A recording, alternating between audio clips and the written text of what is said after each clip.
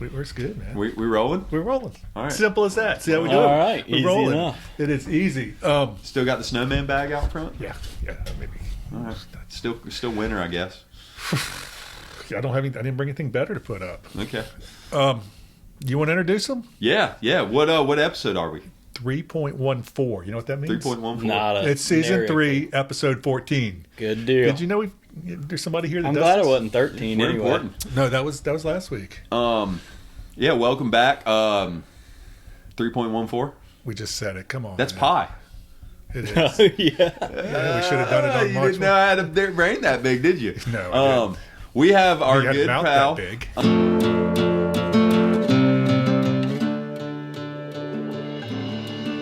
Misguided Fishing Podcast, supported by TW's Bait and Tackle, Captain Frank's Hot Dogs and Fine Sandwiches, Ballastol, Multi-Purpose Lubricant, and Outer Banks Distilling, purveyors of Kill Devil Rum. And now, Misguided. And my ex fish butcher, he was my boss back in the day. Long line captain of the fishing vessel Miss Kayleigh. Yes, sir. Miss Cullen- Kayleigh. Kayleigh with a K. Miss Kayleigh. Yeah, Miss With a Kayleigh. K. Yep, with a K. Yeah, you see him coming through, see him on my ass sometimes. I'm going to wave to him. Yeah, Now I know you who he should. is. Yeah. Crawling. Y'all pass us too fast. Yeah. Well, his boat wakes might help you get off the shoal That's right. when you Yeah, go by when you're aground. Which will be most Cullen Malarney. Welcome Cullen to the show. Malarney. Yeah. Is that Irish? Mayhaps. I lose track. First commercial guy. Yeah. Fucking CECA are going to hate us. They were Yeah. probably big fanboys until they see this one. They're not, because we've been talking about our discussion today, and we're gonna dissuade disprove a lot of the myths out there. A little taboo for the day. Yeah. All right. Exactly. You're starting to get a little long-winded, Sorry, which excuse you've been known to do. I know I got a good story too to Cul- tell you about my day, so we'll get to that later. All right, Cullen, I don't want you banging on your chest. Start us off with something that you're not proud of. Yeah, so I got a long rap sheet of that, and to pick a good one, I'll start with my crowning achievement. I want to hear the crowning achievement. I might be a little long-winded on this, but I think I was 2 years into running a boat, and or 2 years into the Miss Kayleigh job. I'd had a mate with me I'd had the same crew, one guy with me for 2 years now, really heart and soul of the operation, keeping me together. And we'd just come off the biggest trip I'd had to date, even now. And You mean biggest trip, meaning the most you've caught? most we stock, yeah. Okay. Biggest check there. Okay. Anyway. Commercial And, words. Yeah. Stock. Yep. It's all about production. And so we'd come off this huge trip. We'd fired right back out. And we had a less than great set, and a couple guys outside of us had done really great. And, I'm chewing nails all morning waiting to get back down to the tide. And Coast Guard's boarding boats. We get boarded. My mate at the time, he got picked off on a warrant. Got taken in. By the Coast Guard. Yeah, he got taken in. They take the cutter, however big cutter, they take him to Oregon Inlet right outside the sea buoy, swap him onto a 42, drive him in, take him to Dare County Detention Center. I'm following right beside the cutter the whole way in, just angry, just foaming at the mouth, ready to get back to, best fishing I'd ever seen. I unload the boat with the other mate, and I leave the boat. Other mate's cleaning the boat. I get a call from the jail. Guy's out of jail. I'm like, all right, come on, we're going back. Call the mate that's scrubbing the boat. I'm like, hey, throw bait on.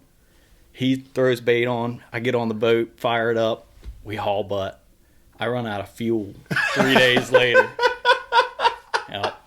Run slam out of fuel. We didn't catch anything. The next 3 days, the fireworks were over. And, So you got a big head because you had a big catch. I'm just foaming at the So mouth. you're the man. So you steam back out there. Yeah. You get boarded. Your mate, you have to pick up your mate who gets out of detention, and you run back out there without fueling up don't catch shit, don't change clothes. He's, and you're out of fuel. And I'm out of fuel. You just pick his ass up from jail, get right back on. Let's the go, boat. boys. Let's go. We're going to get him. Yeah. Just like a Looney Tune What do you running do? around, like the Tasmanian devil, That's just ready to go. Bravo. That's I run out of fuel every year. Don't get that. I ran out twice last year. That's a good one. Yeah. That's a really good one. You running out of fuel is a lot different than me running out of fuel, because I just call somebody and say, hey, get the gas can out of the back of my truck. I'm over on the herring shoal. Bring it to me. Yeah, how'd you get in? Luckily, Will Tillett on Seabound carries jugs of fuel like a crazy person. I don't know, they that carry seemed fuel crazy in at the jugs. time. Yeah, no, so it was great for me. Most of us just, you got what you got. Maybe somebody's got a transfer pump for tanks. Luckily, I'm just with him. We're both crying the blues. We've missed the fireworks, and the good fishing's over. And to add to it, I'm in 5 knots of tide. I just threw the buoy, and we've got maybe a mile or two of gear overboard, and starboard motor cuts off. Port's going chug, chug, chug. And I'm like, holy smokes, no, I didn't. And I call Will. He's furious with me because he has to cut off his set. He cuts off, comes to me, gives me the fuel. I put it all in port to keep it going, and I idle home on port motor and made it, with 30 gallons.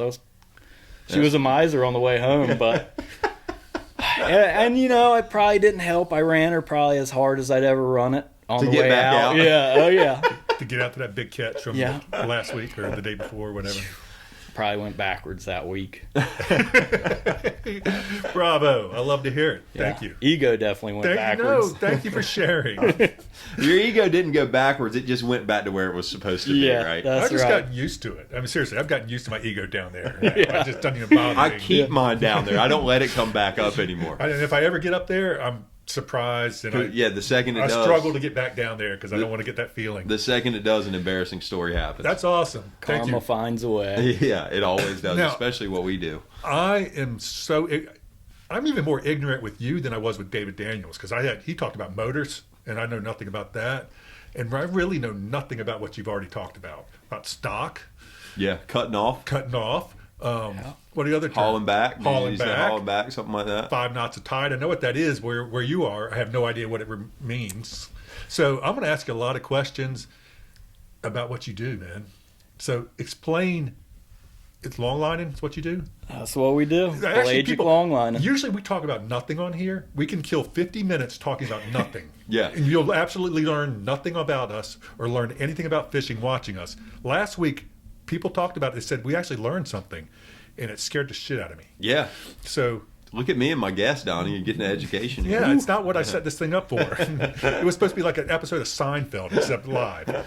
Go ahead, man. Tell me about long lining. What is it? How did you do it? Yeah, so we tuna and swordfish. That's yellowfin, big eyes, swords, and we set a trot line. If you understand a trot line, that's what we do. But it's 15, 20 miles of it. Whoa.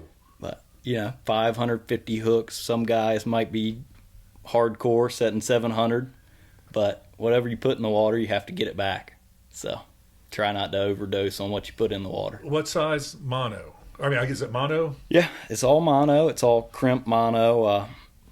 We have a stainless clip that we call a snap that goes onto a main line that is a 3.0 700-pound main line. Some guys might use 800, 900, but we tie knots. It's a series of 100-yard to 3-mile-long strings all knotted together as our main line. How far apart are your hooks?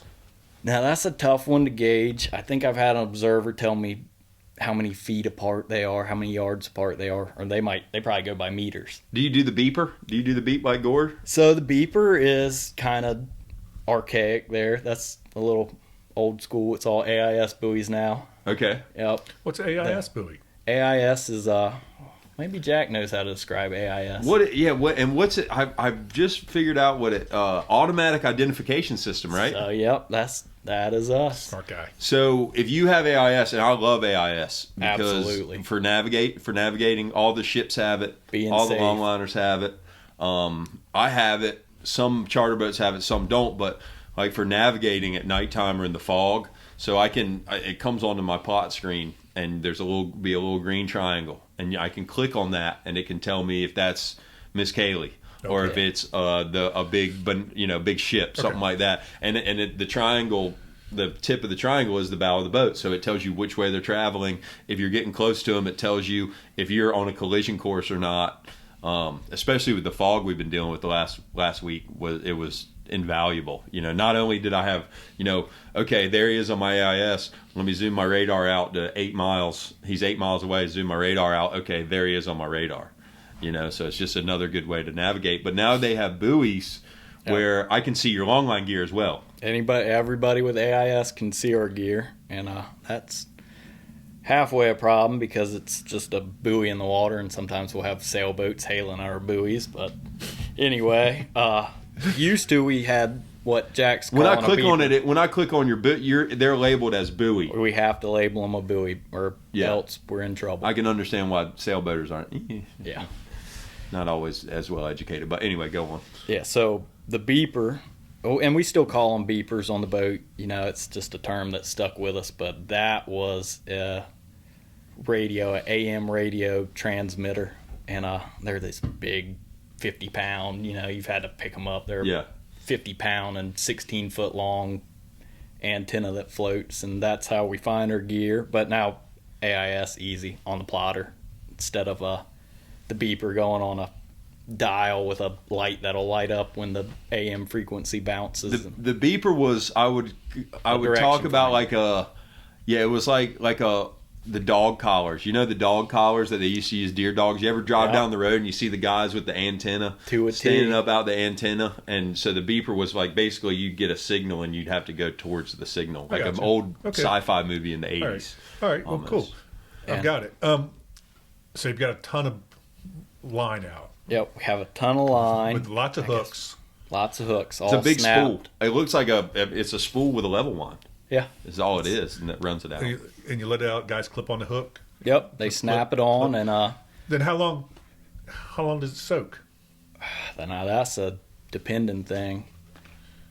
We have a couple different fisheries all right here out front that we participate in. You mentioned the tide, so talk about the tide. Yeah, the tide was our bread and butter for the tide being we say the tide being the Gulf Stream. Okay. Gulf Stream, right in the meat of it. Okay. And the more tide, typically the better. It's 5.5, 6 knots is about the fastest I've seen. 6.2, 6.3, which is smoking. I mean, that's our boats. We're making like 2 knots over ground going, it's like we're setting into a treadmill and our gear's really coming out behind us. And it's going to the northeast, and we kind of start at what we call the top of the water, which would be the point, give or take. Yeah. And then we end up setting our 12 miles, 15 miles, 550 hooks all snapped on in what we call sections with beepers identifying each section. And then we'll chase it back down to the northeast. So we race it back up. We end up 30 miles from where we started, grab onto our north end that we threw first into the tide, and we haul that back. That's when we grab onto it, start taking our gear in, yank it with that LP spool, and start unsnapping leaders. I have 2 mates. My one guy's behind me doing leaders. He's pulling them in. You got a big box. You got a box. Yep. And hook goes into a snap, and that's our leader box. So he'll do that until we get a fish. I constantly hold my hand on the line and all that mono. You can feel any bouncing or, nibbles. I'll call them nibbles. Okay. And you feel tension or weight, or sometimes a lot of weight. Sometimes your buoys are sunk down, or do y'all have the dobs? Still have dobs? We still do dobs. So dob is like a crab pot buoy. So sometimes you come and that one's down deep, and you're that's excited. Usually, when they're sunk, it's a problem half the time. Yeah, when it's a bunch of them sunk, it's bad. But when it's like one, and then you're okay, all right, maybe it's something good. Well, heavy dobs. Happiness is a heavy dob is a coin or a term coined by Billin. Yeah. So, we just do. We'll start, we run down the gear. It's not like we can pull the line to us. There's an incredible amount of water tension. I've heard that some people think we sit there and lay to and take line into the spool, and what we really do is run alongside it and take it up as we go. Pick up the slack, more or less. The spool's just taking up the slack. And when we get a fish, my guy behind me gaffs it, rip them over the side, and butcher goes to work. You make a core, you take his head off, guts out. Then we'll wait for a section to come up, usually about an hour, and then we throw them on ice. If we don't ice them, we just throw them in, I'll call it the refrigerator. We just set them on a bed of ice until we get to an amount of fish or the end of the haul back, and we need to pack them.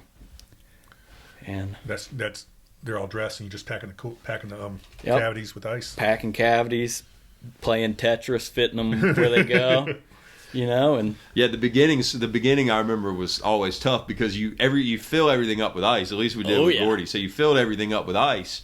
So you've got to shovel all that ice out of the hole, pack your fish, and then shovel the ice back in it. And you got to do it every time. We're really just glorified ditch diggers. We're all really good with a shovel. That's really the work of it, is moving the fish. Yeah. Once we have, say you got 130, 40-pound yellowfins, then you got to put them somewhere. So what? So you go out there, you catch a bunch of fish. What kind of? We hope we catch a bunch. How long are you looking to stay out, or is that dependent on? Yeah, so my nerves really can't take much more than 3 days, but we usually strive for 5. When we load up, it's 5 days.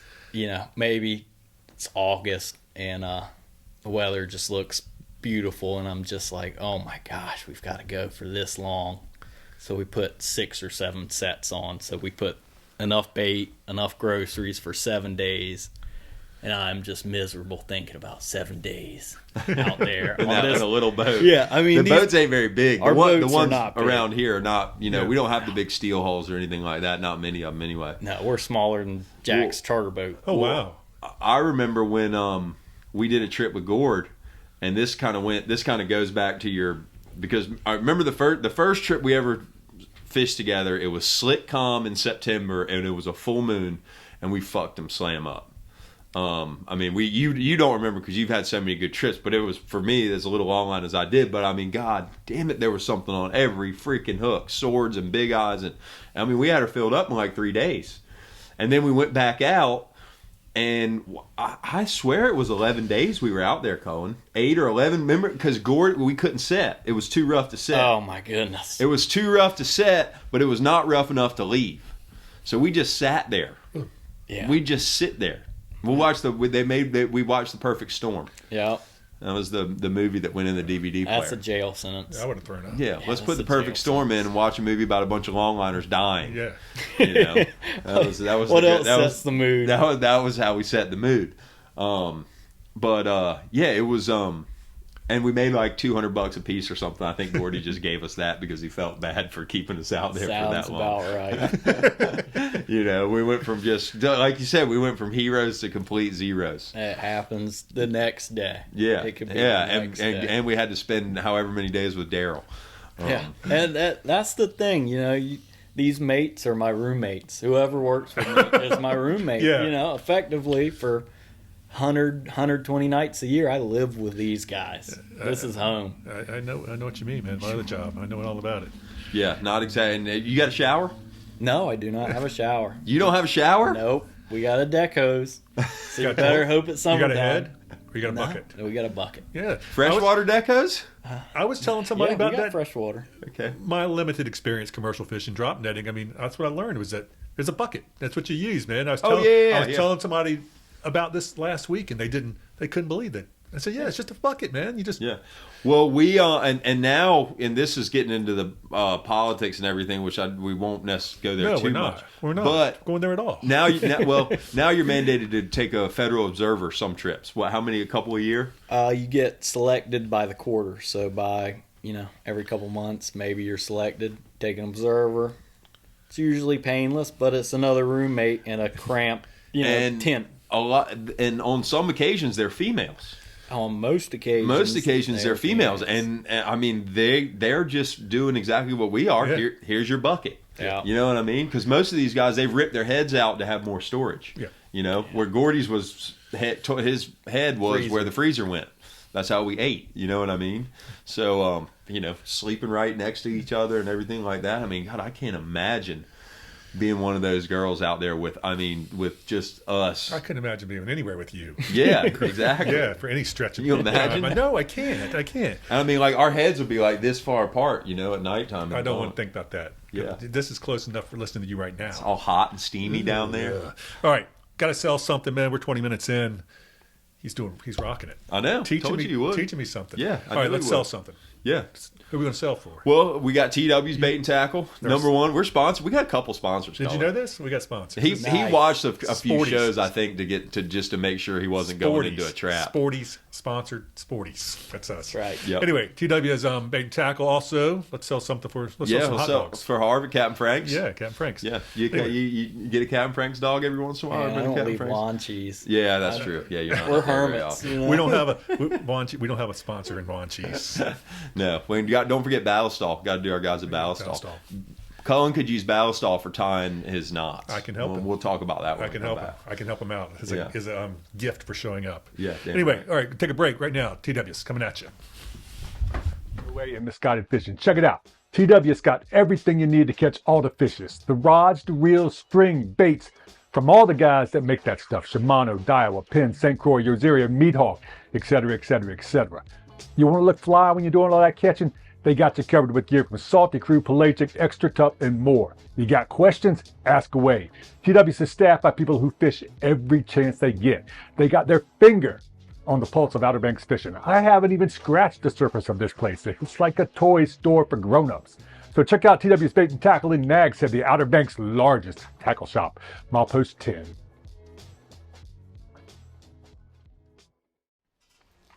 You think we know dogs? We don't know dogs. Captain Frank's? Yep, that Captain Frank's, the iconic hot dog restaurant on the Outer Banks, knows dogs. There's nobody else that comes close. Captain Frank's has been a local landmark since 1975. That's like 350 years in dog years. They have over 15 styles of hot dogs on the menu. If the dog isn't on the menu, they can make it. If you've had enough dogs this week, try the fried chicken sandwich, homemade chili, or chili cheese fries. If you go hungry, don't look at me. Captain Frank's Hot Dogs, Milepost 4.5 in Kitty Hawk. They know dogs. And now, back to misguided fishing. All right, thank you to our sponsors. Yeah, thank you, TW's, Harvey. Yeah, this always makes me. You ever see that Saturday Night Live delicious dish, sweaty balls? No. He lost me. The girls on it's like NPR radio. I can't stay up that late. Makes us think about it. I'll send you some tonight. They're old. That's old. okay. God, they're great. I gotta stop going on tonight. All right, so a couple things. Number one, I want to talk to you about. So that's kind of an interesting one. So we were talking about part offs. So a part off is basically when the line, a ship runs over it, or just too much strain on the line, or something happens, something big gets on. Anyway, it breaks that 700-pound mono, and you got to tie that together. Yep. Right? Like, you don't crimp it back together. Mm-hmm. Like you tie a blood knot. You still tie a blood knot. All right. So Gordy do you use the same trick Gord did? Do you have something different? Do you not? I do nothing. Do not make as many wraps as Gord, so I don't need the lube. Okay. So you make fewer wraps. Yeah. So Gordy would tie this knot, and he would use Pam cooking spray. Gord is a perfectionist. And yeah, Gord is and he would spray that thing, and then he put it around his butt, and he'd lean into that thing, and I mean, it would just turn into the sexiest blood knot on a 700-pound test you ever seen in your life. Mine might be the ugliest, but I am foaming at the mouth, ready to keep hauling. I want that stuff out of the water, and I want every fish on it now. A casual haulback with Gord. It is, yeah. Very casual, which I like. You want to do a trivia time? Okay, you want to do trivia? Let's do trivia. Yeah, okay. All right. You're going to ask a question. The person that answers it correctly wins a gift certificate from TW's and a Ballast Dog gift pack. It's such a win-win for everybody. Oh, I got a good one. Let me hear it. So, 550 hooks. What's the most amount of big eyes we've caught on Miss Kayleigh? Is that called one set? In one set. One time hooks in the water and one time hauling it back. Most big eyes on a set. And I like that. That's a great question. Yeah. We're going to have another one for Captain Frank's? Yeah, I said I was going to do it, but you look like you're chomping to do it again. No, I was thinking about a story, but then I realized we got to do another trivia question. I was just getting ahead of myself. I apologize. All right, my turn. I can't. No, I've never caught any big eyes on my boat. No, you haven't. Never really caught anything of any. Not that big. Not that big. Nothing no. very big. As much as I hate talking about it, it's a great number question. Most stripers, ocean stripers, In one day? back in the day. On casting light tackle? Yeah, that's all it would have been. It would have been trolling. That doesn't count. Okay. When the guys used to bring the clickers. Oh, I should do my trolling count one day. No. We went outside the line to catch and release. Yeah, we were outside the line. This is when we were 30 off of Virginia Beach. Okay. Yeah. All right, so you want the... I'm not done. Oh, sorry. Can I fucking talk? Stop interrupting me. Every week it's the same thing, man. It's the same thing every week. Sorry, I'm getting excited and ahead. Anyway, most striped bass caught on the DOA one day. Most big eyes caught. Most big eyes for TW's on gift the, certificate. on the Miss Kayleigh? On the Miss Kayleigh. On the Miss Kayleigh, and most striped bass for the $50 gift card from Captain Frank's. Did you think you were the man after that fateful day? Was that part of the trip? Was that part of the was part that of the trip? The prior trip? No, it was not that trip. It was a handful of years What later. day was that? Because back in 2010 is when the Coast Guard came up to me and they left me to go to a longliner. Gotcha. And they steamed away from me in the 100-footer. And that was the day they missed, because that was the day I had the bank robber on board. And Now that sounds like it's a great fucking story. It's a great. I think I'm sure I've told it on here. I might kind of vaguely remember. You might not have been on here yet. Yeah. Yeah, I had a bank robber on board. Now, I got boarded by the Coast Guard. We were outside the line as usual. And they were checking everything, and then they got a call, man. They said, we got to go. And they just got off and left. They steamed out there to the southeast, and they said, I heard them talking about longliners. Probably wasn't you. It was way back. 2010, it wouldn't have been you. No. But anyway, they got the bank robber at the dock when we got in. Did they get his ID on the boat? No, I don't know. I don't know how they got him. Was he suspicious, or was he? No, it was just like a regular dude. Yeah. It was 3 dudes that would get together every year and fish with me. They grew up together. Did you get paid? He was putting together a big tip. He was. I think this is how he made his trip that year. He had to rob a bank to go fishing. But man, That's how it be these days. The whole fishing center was nothing but black vehicles. Coming for Donnie. I was so scared, man. He didn't ask you to turn around. He told me when we're pulling in the creek. He goes, "Look, there's going to be some guys here waiting for me." That's all he said. No way. That's pretty cool. That's like the last meal before death row. Man, he went fishing with you. Yeah, it's like in Point Break when he lets him paddle out one more time. It was. I was scared as shit, man. I mean, luckily I didn't get cuffed. All 3 guys got cuffed, face down on the dock. Eventually, the other 2 got released, but that guy, That's crazy. yeah, cool. Armed robbery in New Jersey. I got paid. You ready for me now? You can talk. So, I'm wanting to get back to the long line and stuff because I know we have limited time and I'm excited. So I'm gonna get you to talk, Cullen, about this, but because we were talking taboo, off the air, and then you mentioned it. I'd like to, because I've long lined and not much, but a little bit. And it's made out to be this evil thing and kills all this stuff and blah, blah, blah, blah, blah, blah, blah. And I mean, I would imagine, I definitely know no more whales die at the hands of a longliner than they do at the hands of a big ship or something like that, turtles included, myself. But you guys are doing this stuff now. I saw very little bycatch when I did it, very little. And it was during the big southern migration where everything's coming back down. But you're doing something now that has really eliminated the bycatch. And let's be clear, too, one more thing I want to make clear. I mean, if you're eating in a restaurant and you're having swordfish, you're having big-eyed tuna, you're having yellowfin tuna, it came off a longline boat, because we don't have green stick boats anymore because of the sharks. I haven't seen one in 10 years. So any tuna you're eating, if it's locally caught, which I urge people to eat locally caught, it comes off a longline boat from somewhere on the East Coast. So talk about the stuff, your newer technique that you're doing that's really eliminated the bycatch even more so than it used to, which was, in my opinion, fairly negligible anyway. So, like I said, this is cool. Was bread and butter. We'd set surface gear would be 5-10 fathom drops. Our buoys would be 50-60 feet down. Yep. So that's where our main line would be, and then our leaders hanging 10 fathoms below that. Yep. You know? And so relatively shallow. And at some point, everybody got a wild hair to start setting really deep because we'd been hearing about daytime sword fishing. Yep. And so wintertime, things get slow. Spring, somebody tries putting weights on their gear.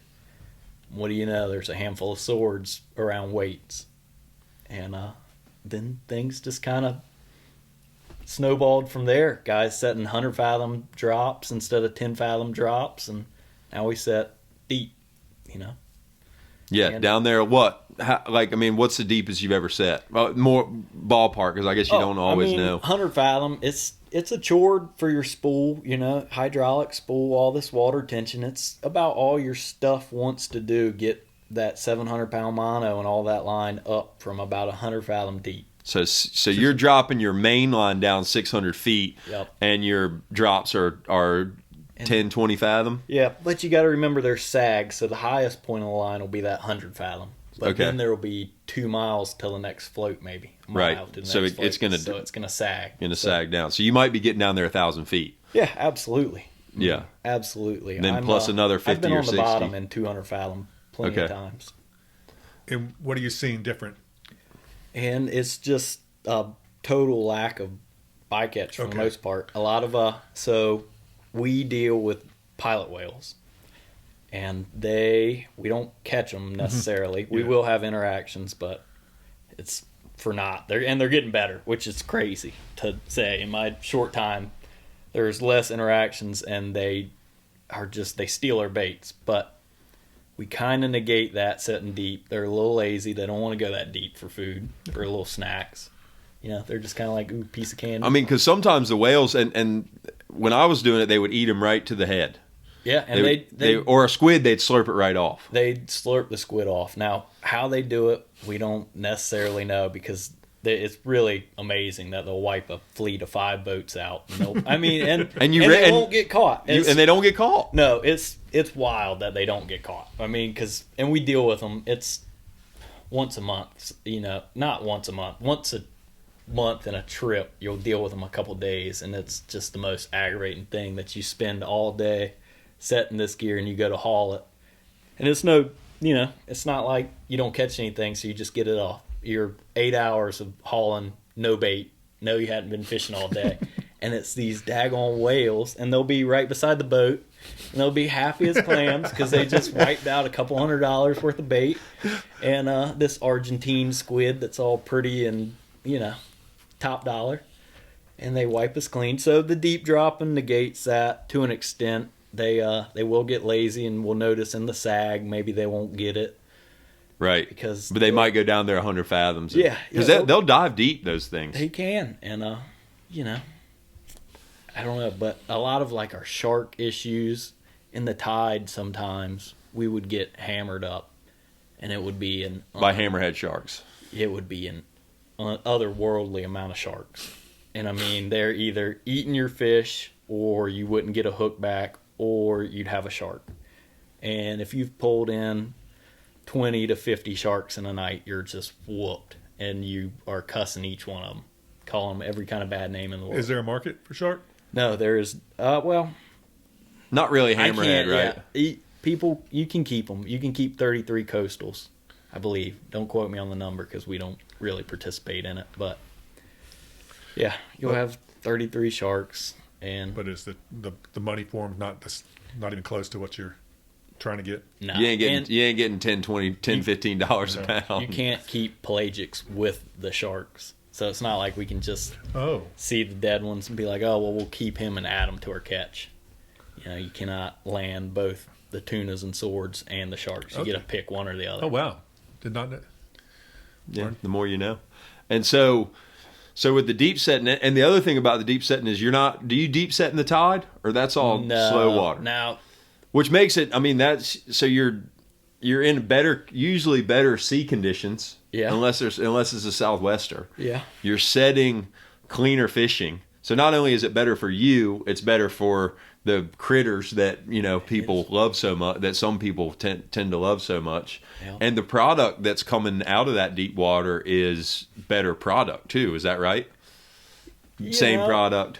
We could argue that maybe there's more dead fish caught deep dropping because we soak our gear for longer. You know, in the tide, we set it out and we get it up instantaneously. Almost everything we catch, bycatch or not, is alive because it's within a couple hours. But the deep dropping is definitely, there's something to be said about some colder water down below. Now, how can we keep track of how cold the water is down there versus our surface temps? We don't know. We will use a laser gun on some of the weights to just ballpark it, but it's kind of been foobar numbers so far. We hadn't made heads or tails of it. Well, and I mean, maybe not so much swords, but you know, when you're ripping a fish up from that depth, you know, I mean, at least a bottom fish, I mean, it might, you know, the change in pressure could, you know, they might be a lot more alive than you think they were. Yeah. You know what I mean? There is that. And LP does make some hook timers, and we'll try to dial in, you know, granted, you'll have maybe 9 out of 500, 600 hooks. Maybe you get lucky and you catch a fish, and it'll have bit 8 hours ago, but it's a screaming live green big eye that pulled you to the washboards. But, you know, maybe you caught, it's tough to make heads or tails of why you'd have a dead like one anything in the ocean is. Yeah, I mean, so we hadn't really made sense of why some stuff's screaming live, why some stuff's dead, stone cold. Yeah. But I think that, I mean, they're in that, I mean, are you finding even in the summertime the water's, your weights are much cooler than they are on the bottom? Yeah, probably. Than they are on the surface? I mean, your weights come up cool, whereas on the surface is probably 78, 81 degree water. Yeah, and I mean, once you get in that tide where you start to scare like the 86 degree water, the real tide that we'll sneak out into. Yeah. That stuff, you get dead fish. You know, luckily most stuff's alive. Tide fishing, like I said, we're on it so fast because we're trying to get out of there. We're smoking to the northeast while we're doing it, so we're trying to get out of there. But dead fish, last part of the gear, you were like, man, this thing's gills are getting white, and it's only been in there for 4 hours. Right. You know, so deep dropping, you don't see white gilled fish. Yeah. White gilled fish being products not probably the best. Yeah, probably not the best, but granted they aren't graded and yellowfins, but so much. Yeah, big eyes they'll grade. Big eyes grade, and you know, and something interesting about the tide fishing, when they're crushing fish in the tide, we're not catching shit. Yeah, our worst news possible is to know. Well, it's not always, but when the trollers are crushing fish, we're like, man, maybe on the next moon phase it'll be our time. But we're like, for now, we're like rats. Wow. Yeah. Oh, the longliners are crushing the big eyes. I'm like, shit. I guess we hadn't talked about the fact that all our fishing in the tide is at night. We're nocturnal. You know, we're setting in the afternoon. I guess that would be a big piece of it. Yeah, I didn't know that. It's a 5, 6 p.m. we're setting, and we'll set till 8 p.m. Well, and the other thing you think about is all those hooks are making. You're basically trolling. 500 baits. You know what I mean? So you're doing a swath through, you know, what that gear will soak 30 miles some nights. Yeah. And like I said, we're kind of sitting in the same spot. We might cover over ground on days that there's only 3 knots of tide. We might cover more ground, but if there's 5 knots of tide and you're going a set speed, which is a little slower, maybe 6 knots if you were in no current, we're kind of sitting in the same spot and just trolling all those baits out. Right. You know. Yeah. So, but it's interesting. A lot of us are pretty convinced that we catch them on the fall down, and that, you know, that maybe we think that's part of the reason the deep drop catches, because it's a long ways down and that bait's kind of fluttering all the way. Yeah. What's the preferred bait? Squid. Almost exclusively squid. For sword fishing, like if I were to go tomorrow, I would try to get my hands on some bluefish. That would be, you know, those medium blues, maybe 1 Swords to 3 like those pounds. things? They love them. They love it. And the whales don't eat them. So I don't blame them. yeah, it's great. It's a win-win. Yeah, Donnie doesn't need them either. What So, are you fishing tomorrow, or what? I am not fishing tomorrow. What do you look for, or what don't you look for? How do you determine when to go? You know, we try not to cross the bar if it's much more than 6 foot. We're kind of like, man, are we gonna do this? What time's the tide? How's that line up with when we'll get there? Because we're turtles. We cruise 8.5, 9 knots, maybe 9 knots. I'd feel like a race car making 9 knots. We got a fair tide, so we're slow. So we got to time how we'll get there and how that'll line up with the incoming tide. And potentially how you'll get back if there's a hurricane out there or something and how like we'll that. get back. That kind of plays into this weekend. I think Saturday night, Sunday morning, there will be a little bit of swell. And, you know, if we got a 1-day window, do I really want to have to cross the bar in 7 foot? No. Coming back across the bar, Yeah. too. Loaded down. I mean, No way. Yeah. Only dreams, summertime dreams there. Wintertime, we're just scrapping some swords. Aren't we all? I got a charter tomorrow. really, Going fishing. Yeah, we'll try and get you some tuna. I appreciate it. Thank you. Yeah, no problem. Taking big stuff, or are you gonna? Well, last day of giant season, recreational. Oh man. Tomorrow? Yeah. So here's my plan. I'm gonna catch my giant first, and then I'm gonna put my yellowfin stuff out, and I'm gonna go catch a limited yellowfins because there's been a good sign of yellowfins around, and then I'm gonna come home. You're gonna get over trying to catch a giant. You're gonna put your yellowfin stuff out, and you're gonna get slammed by giants. On Yeah, yellowfin gear. exactly. But anyway, yeah, it'd be nice. But well, if we make it across the bar, like you said, there's supposed to be swell's supposed to be. I don't know. It's supposed to be building. Myself on the way up here. It was 5. I know, but it's supposed to be building. What are you looking at? Do you look at the one right out 10 miles off the beach? Yeah. Yeah. Yeah. Duck Pier. A lot of some of the hardcore guys go by Duck Pier because it's always a little lower, and they're like, oh yeah, it's 4.8 at Duck Pier, and it'll be 6.6 at the one out front, and they'll be like, oh, we're good. Yeah, but you know what? I'll tell you something that I've noticed as a surfer. The swell size, if you look at the swell forecast for Avon, because it's always a little bigger down there, that the Avon swell forecast corresponds to how big it's going to be on the bar. Because that bar is a swell magnet. Yeah, it is. with the tides and everything. So just like Avon sticks out so far, they usually get the most swell from a ground swell. Our bar is usually very similar. It can be chest high up here and overhead in Avon, and it's going to be overhead on that freaking bar.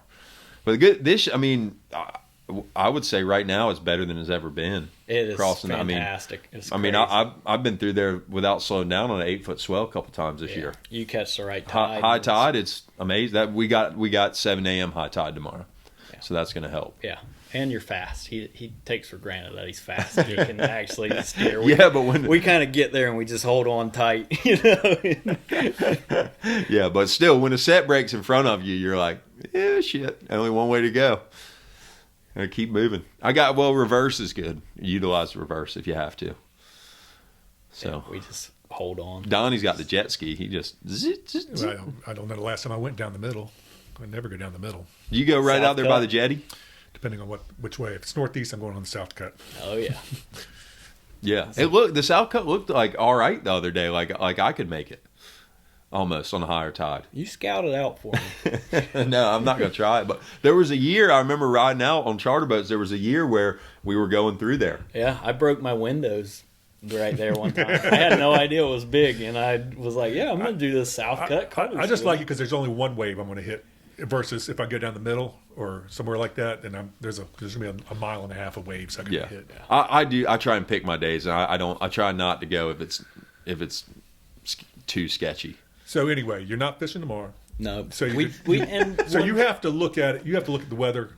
And we're trying to string days together. Usually a 1-day window, that's like a real gamble of the dice. You go out there. Sometimes it takes that long to figure it out, right? Yeah, absolutely. It might take 3 days to figure it out. But a 1-day window is tough for us. You know, we aren't fast. Granted, we have Starlink for a water shot. Maybe it clear up tomorrow and you get a water shot. But what are you going to do about it if you got to come home? Yeah. How many guys are in your fleet? Now that's a tough question because it is growing. Is it? Okay. Yeah. We're over 60 in mine now. Yeah. No, we aren't that many, but that'd be a lot of real estate. But you've seen the thing that you're starting to. Absolutely. More. It's hard to believe, man. More guys are wanting to get into. Yeah, there might be such 20 boats. Yeah, they're now crazy, that aren't they? participate. Yeah. It's We get into it, and then we're like, shit, what did I do? It's what I always kidding. tell people. I said, look, when guys are bitching about it, I mean, you guys, you're paying to go. We're having fun. So these guys right here, and when they're talking about what are these guys doing, I said, they're going out. If they don't catch today, they're not They ain't getting paid. They're not getting paid No. today. Yeah. You're not getting paid. Yeah. Yeah. And I'm grumpy, and I'm probably noticing more stuff that makes me grumpy with the guys. So, and they're yeah. grumpy with me because they didn't catch them. I mean, I try to tell that to guys in my fleet, man, when they're complaining about fishing or whatever. I said, dude, we're still getting freaking paid. Yeah. No Tell matter them to call what. Jeff Oden if they want to hear some crying. That guy's full of it. Oh God, one of my favorite Jeff Oden quotes. You were on the boat. Was he came on the radio and he said, "Well, we caught a big eye on the first hook. That's when I knew we were fucked." Yeah. Oh, if y'all could get that guy on here, now that would be something else. Thing is, to get guys from Hatteras, you should probably got to go pick them up. Yeah, 'Cause and you might have to use a pry bar and scissors to cut them loose. I know. Yeah, we want it because we've been talking about a couple Hatteras guys, but yeah, it's like, I mean, it's a long way to drive to do a podcast with us. It's a long way for them guys to stay sober too. So you got to go down and get them, drive them home. It's just Yeah, we need to drive that. We just need to have a Hatteras day where we set up. it's just easier several. to take this stuff with us. We need to get to Cato about 8:00 in the morning. Yeah. Anyway, all right, Cullen, man, you've been awesome. Thank Thank you. Really, really, I didn't have a clue. All I knew was you had these bunch of buoys on your boat when you went by. That's all I knew about it. It's really simple, but it's a lot to explain how simple it is. No, it's you just told me how it all works. I had no idea how it worked. Yeah, it's just like the perfect storm. Just like it. Same I'm thing. sure it's just set, like it. Set the market. All right, you got anything you want to say? That's it. Please No, please not. no, we're good. All right, All all right, right, a few man. words in tonight. All right, check out trivia questions, good ones. Misguided Fishing. Thanks, Cullen. Thank y'all. Jack Aficionado, Donnie D, DOA. Check us out, Misguided Fishing on YouTube, Spotify. Apple Podcasts. Oh, you are so dialed in. I'm now. getting it. Misguided Fishing has been brought to you by TW's Bait and Tackle, Nag's Head. Thanks everybody for watching, for listening. We'll see you next time.